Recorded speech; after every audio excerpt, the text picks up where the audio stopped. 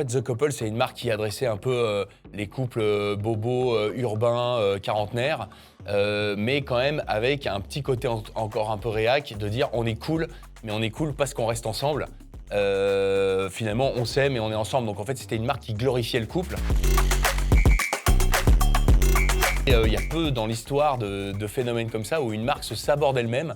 Parce que finalement The Couple a choisi de barrer The Couple et de mettre Fuck The Couple en face de sa marque. Donc en fait c'est assez ahurissant, c'est un sabordage en règle qui a été inauguré par la nouvelle directrice de création, la nouvelle directrice de la marque.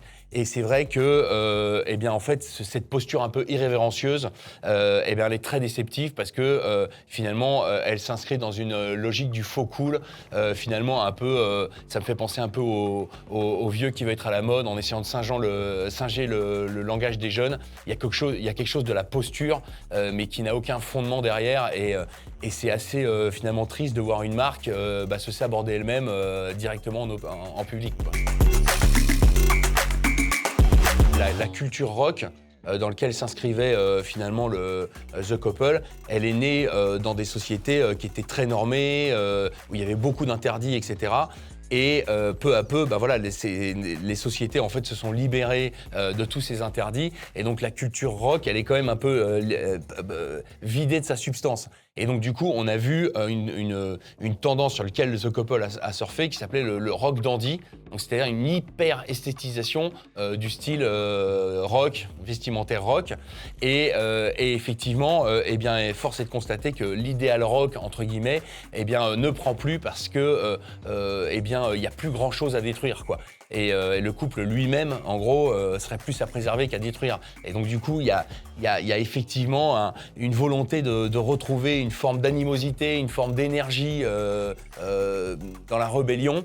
Mais quand on est une marque qui s'adresse quand même plutôt, qui est plutôt dans les codes du luxe, et qui est plutôt dans une hyper-esthétisation d'une culture qui n'existe pas, c'est très difficile de retrouver une forme d'énergie et de rébellion. Et de fait, c'est pas en la posture finalement irrévérencieuse de mettre fuck devant tout.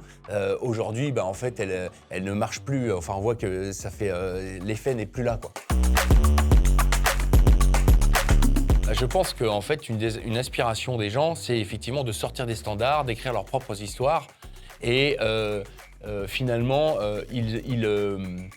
ils opposent la notion de standard avec la notion de subversivité en disant finalement la subversivité, ça serait que de démolir les standards.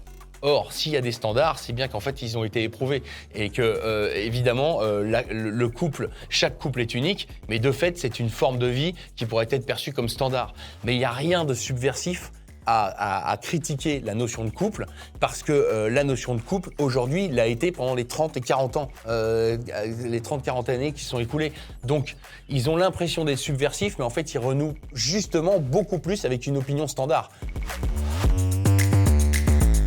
Donc, en fait, quelque part, The Couple leur propose de nier jusqu'à ce qui a fait leur existence. Donc en fait, c'est pas du tout un acte subversif, c'est un acte de rébellion, c'est un acte de désamour de soi et de désamour des gens qui m'ont donné la vie. Et donc on ne construit rien de durable sur ces bases-là. Fuck The Couples, finalement, c'est engager les jeunes dans une remise en cause d'un modèle de vie qui pourtant pourrait faire leur bonheur. C'est irresponsable de la part de la marque.